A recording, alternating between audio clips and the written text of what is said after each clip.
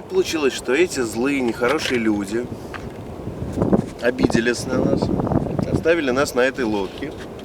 И теперь Джульетта поплывет. Какой следующий порт у нас? В американское Самоа. Мы поплывем хер знает куда. Пожелайте нам удачи.